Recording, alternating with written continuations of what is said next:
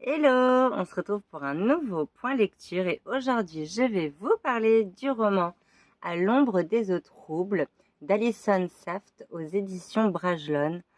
La couverture, je m'en lasse pas, franchement je la trouve magnifique. C'est un vrai tableau, trop belle, et on a un très beau jaspage aussi. C'est vrai que du coup j'ai complètement craqué sur cette édition. J'avais hésité parce qu'en fait c'est un roman plutôt fantasy, romance, young adulte. Donc franchement j'ai vraiment hésité. Mais au final j'ai craqué. J'ai vraiment craqué, je l'ai acheté neuf. Enfin voilà. Euh, et je regrette pas du tout de l'avoir acheté. En fait dans cette histoire on va suivre Lorelei et Sylvia. Donc Lorelei elle vient d'un petit village, la Yévan Verte. C'est un petit village assez modeste, et elle vient surtout d'une famille assez modeste. Et Sylvia, elle fait partie de la noblesse. Elle est pas mal en contact avec le roi.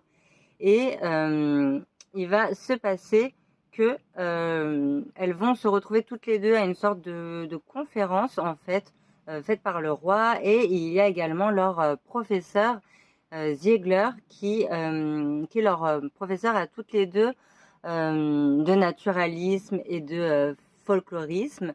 Et en fait, il va se passer que le roi va proposer à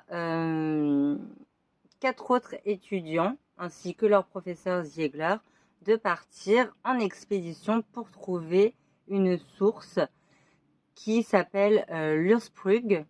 Franchement, je pense que je prononcerai sûrement très mal certains mots et certains noms, mais ils vont devoir partir en expédition, donc tous les 6, avec leur professeur, et ils vont se retrouver du coup sur un bateau, etc. Et ils vont devoir trouver cette source qui a priori un grand pouvoir. Voilà, donc c'est un petit peu l'histoire de base, sauf que très rapidement, il va se passer un meurtre en fait sur le bateau, et je vous laisserai découvrir la suite. Mais il va y avoir une histoire de complot. Lorelei va aussi mener l'enquête avec Sylvia aussi. Et ouais, j'ai vraiment aimé en fait cette ambiance.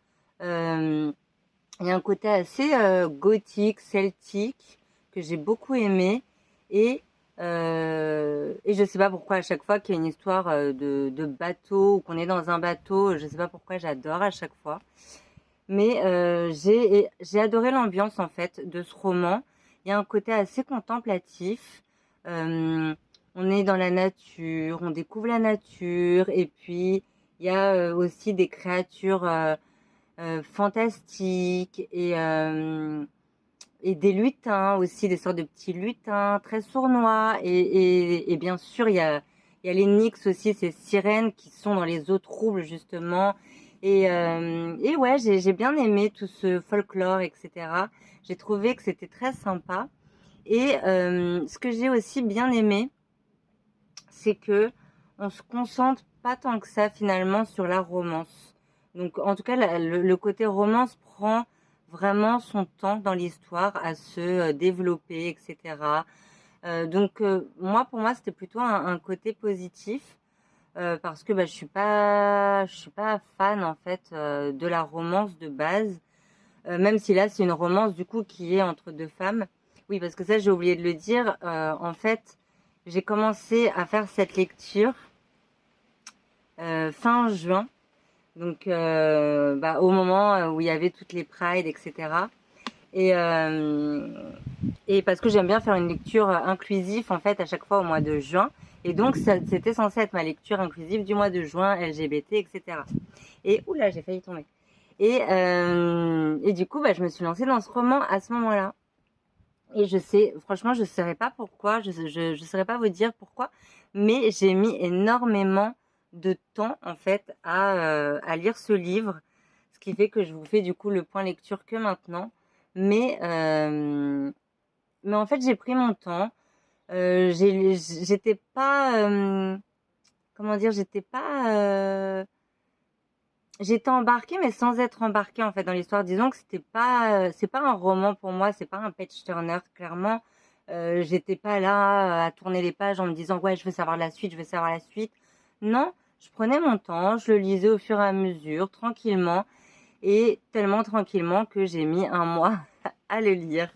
Voilà. Bah après, il paraît gros, mais en vrai, bon, c'est pas écrit hyper gros non plus, hein. Mais franchement, en vrai, ça se lit bien. Donc, enfin, je pense que c'est un roman qu'on peut lire très vite. C'est juste que j'ai pris mon temps. J'étais dans cette ambiance. J'y revenais avec plaisir, mais j'étais pas pour autant hyper à fond dans l'intrigue. Voilà. Mais c'était une très bonne lecture que je peux vous recommander. Après, si vraiment vous lisez ce livre que pour le côté romance, sachez que ça met beaucoup de temps à évoluer. Et j'ai bien aimé tous les personnages. C'est vrai qu'au début, j'ai eu un peu peur de Lorelei et je me suis dit, ouh là là, parce qu'elle a quand même un caractère particulier. Elle est assez fermée. Et je me suis dit, bon, elle m'a l'air assez compliquée, sachant que Sylvia, j'ai adoré elle, son caractère. Franchement, elle était trop mignonne. J'ai beaucoup aimé son personnage. Et après, bah, on a deux autres garçons qui font partie de la même université. Il y a Johan et Ludwig. Et on a aussi deux autres filles qui font partie aussi de l'expédition. Il y a Eike et Adelheid. Encore une fois, je suis désolée si je prononce mal les prénoms, etc. Mais vraiment, c'était vraiment une lecture cool que j'ai vraiment appréciée pour son côté fantaisie, nature, euh, ouais, créature fantastique et tout. J'ai trouvé ça vraiment cool. Et ce que j'ai également bien aimé, je vais m'arrêter là parce que la vidéo commence à être très longue. Ce que j'ai vraiment bien aimé dans cette histoire, c'est que bah que ce soit finalement deux femmes, c'est pas forcément un sujet. Et ça, j'ai trouvé ça vraiment bien en fait. Les personnages sont assez tous ouverts en fait au niveau de leur sexualité.